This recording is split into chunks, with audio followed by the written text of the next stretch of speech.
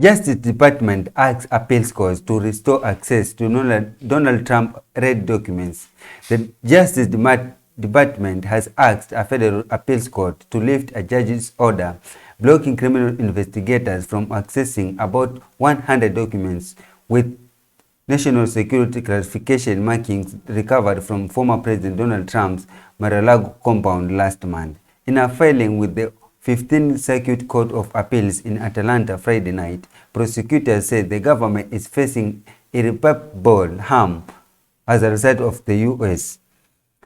District Court Judge Elaine Cannon's ruling putting the potential classified records off limits to the investigative team until outside an expert conduct a review of them and considers Trump's objection to their seize.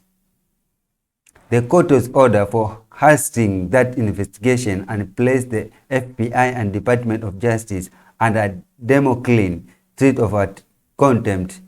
DOJ lawyers said in their 29-page filing, adding it is irreparable harm to the government by re-enjoying critical steps on the ongoing criminal investigation and endless compelling disclosure of high sensitive records, including to Trump's counsels.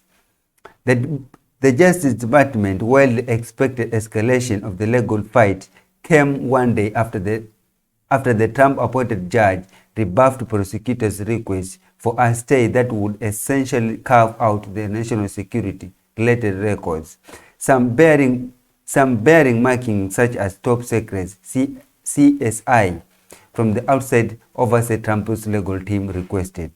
The feeling was an appearing rejection of Cannon's handling of the entire matter, saying it was jeopardized national security is based on feelings of or baseless interruption of executive privilege and could enable further obstruction of efforts to recover national missing documents. The government's need to proceed upspace is heightened where, as here, it has a reason to believe that objective act may impede its investigation, prosecutors wrote. Though Cannon purported to permit the FBI to take certain steps in its criminal investigation, DOJ said further guidance was to pass that it left the FBI to discern the line for themselves on pain of the contempt should the court later disagree with their judgment.